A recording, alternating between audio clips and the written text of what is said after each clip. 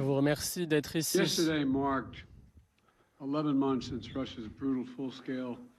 Cette année a été marquée par l'invasion brutale de l'Ukraine.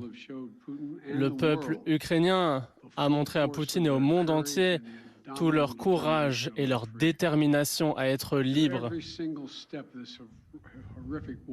À chaque étape de cette guerre terrible, les Ukrainiens ont été forts et nous les avons soutenus de manière indéfectible et les démocrates ont été unis. Les États-Unis ont travaillé en coopération avec leurs alliés et leurs partenaires du monde entier pour que les Ukrainiens soient le mieux à même de se défendre ainsi que leurs familles face à l'agression brutale de la Russie. Nous n'avions pas vu cela depuis très longtemps. Les États-Unis et l'Europe sont pleinement unis. Ce matin, j'ai eu une conversation longue avec nos alliés de l'OTAN, le chancelier allemand, le président français, le premier ministre britannique et la première ministre italienne, afin de poursuivre notre coopération et notre soutien à l'Ukraine. Car la Russie s'attend à ce que nous explosions, que nous soyons plus unis, mais nous sommes pleinement unis. Les forces ukrainiennes défendent leur territoire et préparent des contre-offensives pour libérer les territoires et pour renforcer leur position sur le champ de bataille. Ils doivent être capables pour cela d'effectuer des manœuvres en terrain ouvert et doivent pouvoir se défendre contre l'agression russe à long terme. Le secrétaire d'État, le secrétaire de l'armée ont été pleinement impliqués dans ces efforts.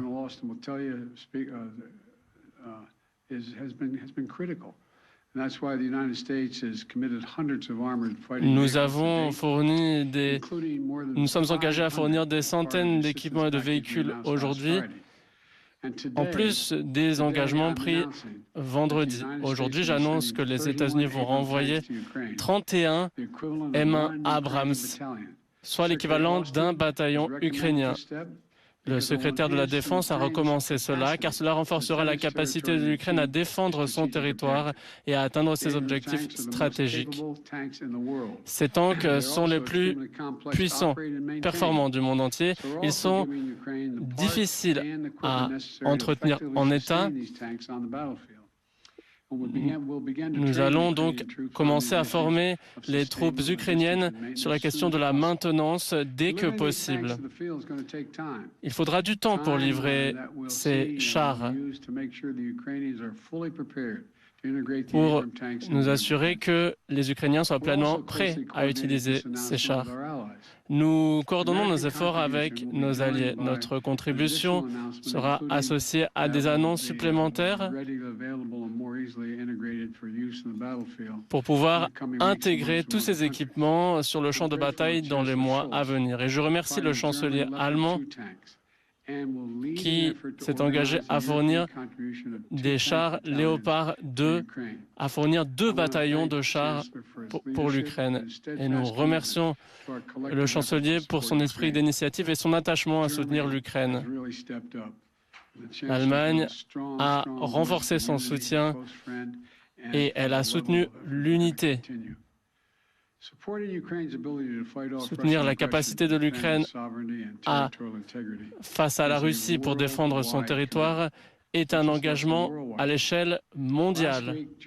La semaine dernière, le secrétaire de la Défense était en Allemagne dans le cadre du groupe de contact. 15 nations se sont engagées à soutenir l'intégrité territoriale ukrainienne et à maintenir son indépendance face à la Russie. Je remercie tous les membres de cette coalition qui ont continué à apporter leur aide. Le Royaume-Uni a annoncé qu'il fournirait des chars Challenger 2. La France avec des AMX-2, des blindés armés, des blindés.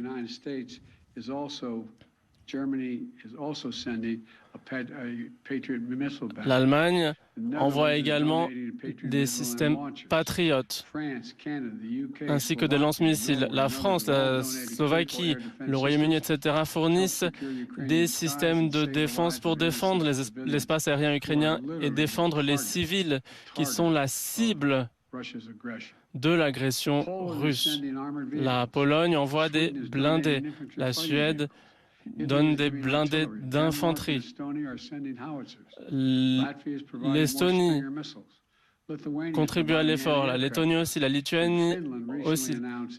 La Finlande a annoncé fournir son plus grand paquet d'assistance.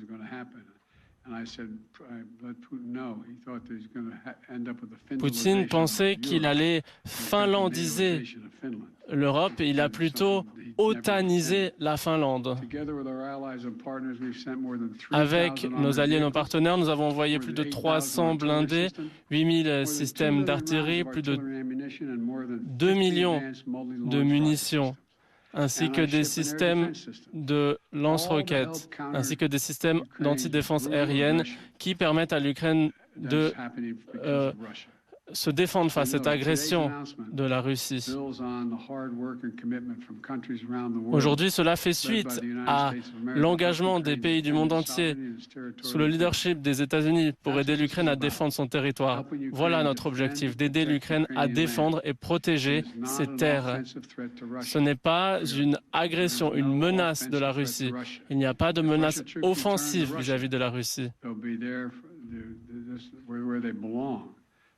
Si la Russie restait dans son territoire, nous n'en serions pas aujourd'hui. Et c'est ce que nous souhaitons aujourd'hui, la fin de cette guerre, dans des termes qui soient justes et durables.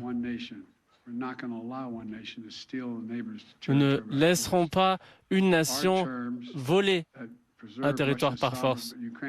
Nous allons aider l'Ukraine à défendre son intégrité territoriale et sa souveraineté. Voilà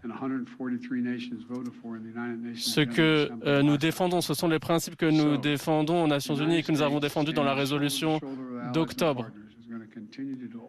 Nous soutiendrons l'Ukraine avec nos alliés. Poutine s'attend à ce que nous perdions de notre engagement, mais il a tort. Il avait tort dès le départ et il a encore tort. Nous sommes unis, les États-Unis sont unis et le monde aussi.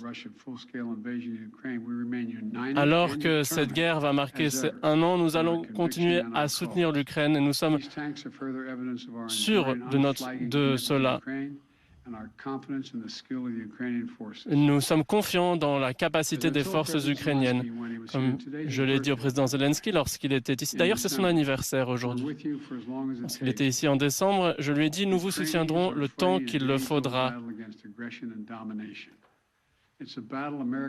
C'est un combat contre la domination, un combat que les États-Unis ont mené de nombreuses fois.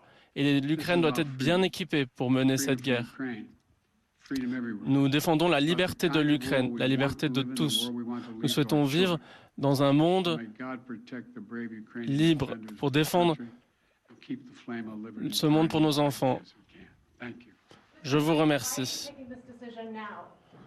Pourquoi prenez-vous cette décision aujourd'hui? Est-ce que l'Allemagne vous a forcé à prendre cette décision vis-à-vis des chars? L'Allemagne ne nous a pas forcé à changer de décision. Nous avons pris cette décision ensemble et c'est ce que nous faisons aujourd'hui.